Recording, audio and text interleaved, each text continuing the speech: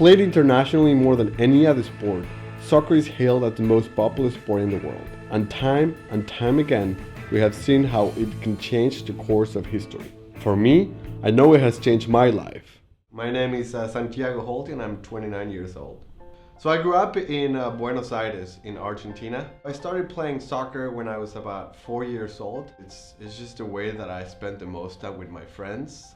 And we would be playing soccer with whatever we had. It was a can of soda, a juice container, a tennis ball, a racquetball, anything we had, we would just kick it. I moved to California in 2002 because I wanted to do my college education here. It was definitely very difficult to move to this country. Santiago was a little boy.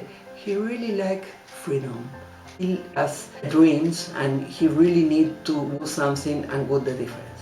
At that time I was living in my van because I didn't have a whole lot of money, and it was a very lonely period in my life actually. And then little by little I met people that were playing soccer, and I started building my community here, and playing soccer with them on Sundays was like my therapy. It was my way to really not think about anything, not think about the fact that I was here by myself, not think about the fact that the future was still pretty uncertain, but just focus on playing the game and connecting with people. A contractor making clothes for sportswear giant has been caught using forced labour in Malaysia. I first found out about fair trade when I was in college. It's no great secret that designer sportswear is made in remote factories by poorly paid workers. Here I am getting all these benefits from soccer, right? And then the thought that the soccer ball was not being done in a fair way, it just really upset me. And I read a lot about issues with factories where the balls were being made, reports about child labor, people not making enough, people working in very poor conditions. And I saw a big contradiction, because here we have a sport that gives us so much, that brings people together, that helps you deal with all your hardships, that help you make friends no matter where you are in the world. And then you have a product that's not being done in good working conditions, and I thought, that's not right. Now it's about to get a little easier to be more socially conscious when playing the game. We saw the power of soccer to bring people together. Santiago Halty is the founder and CEO of Senda, a Berkeley company that makes fair trade soccer gear. Named his company Senda, which means path in Spanish. Senda is a new type of soccer company. We're making fair trade soccer balls that take care of the people who make it and basically ensure no child labor, good working conditions, and fair wages for the people who make our soccer ball. We see soccer, football, if you may, as a tool to change people's lives and as a path for people to follow. We hope to have a big impact through fair trade by making a great product that allows people to make an ethical decision and setting up an example that hopefully others will follow. What we're doing with fair trade is really a dialogue.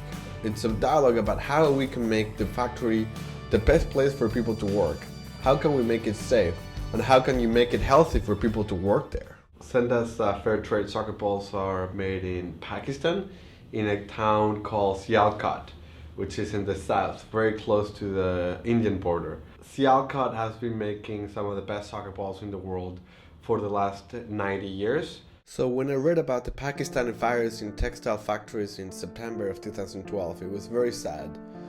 Having been there a few months before, I felt very close to what happened and the people affected, and it made the work that we're doing with Senda even more relevant, and it made me realize that we still have a long way to go, but we're on the right track.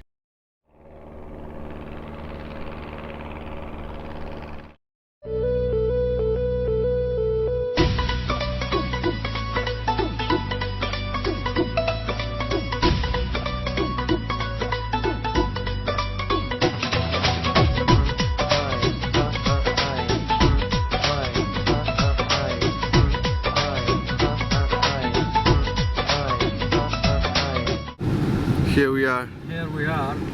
My initial thoughts going into the factory to see how the balls are made were, wow, look at all the people behind the product. There's a lot of work that goes into every single ball. There's a lot of craftsmanship, and also there's a lot of pride. And it was great to put a face to the people behind our soccer balls. Can you teach me? So learning how to stitch a ball was a lot of fun, and it was a very humbling event. Oh, okay. You see, I wasn't crossing it before.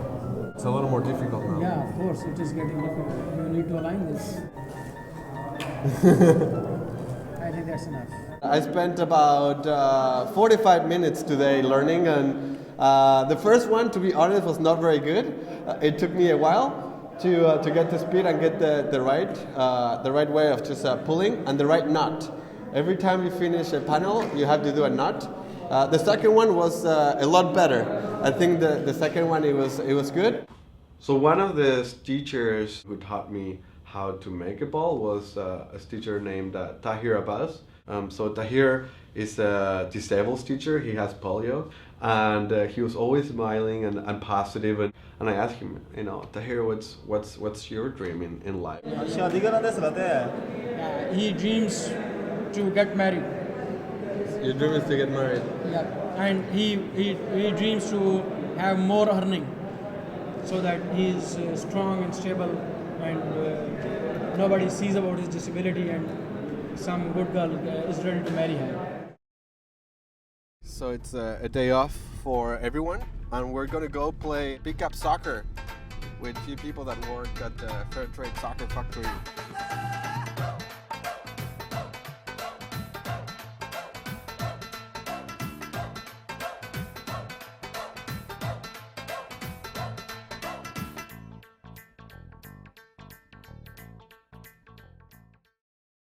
People are people everywhere, and I think everybody wants similar things. They want to make a good living, they want to improve their lives for themselves and their families, and they want to be able to be proud of what they do. Over there, I was able to experience several times how soccer was helping people over there. So coming back in the US, it just made me want to do even more. I hope that you're very proud of the work that you're doing, because you're bringing happiness to a lot of people.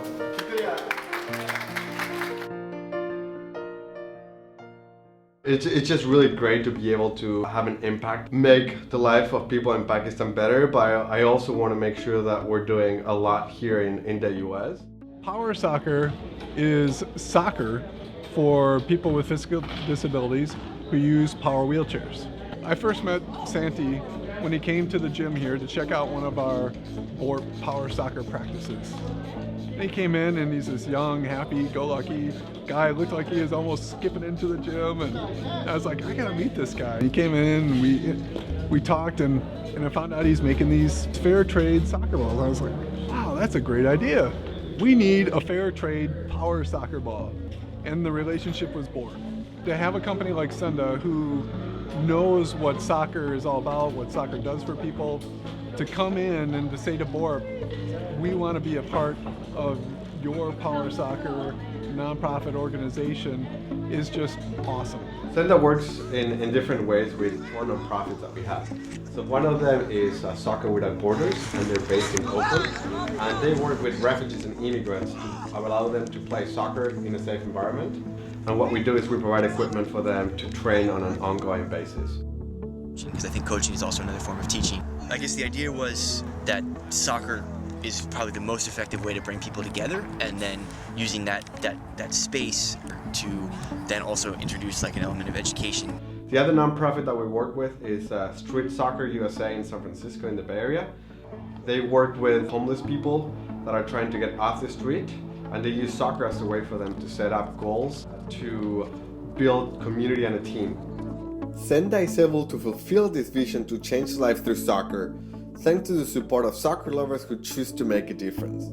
We have found incredible players, coaches, and parents who choose Senda when they need quality soccer equipment, who volunteer with us, share ideas, and who promote fair trade in their communities. But this is just the beginning. We hope that everyone who loves soccer knows that they have the power to make a difference, and that together we can use the game to change the world, one goal at a time.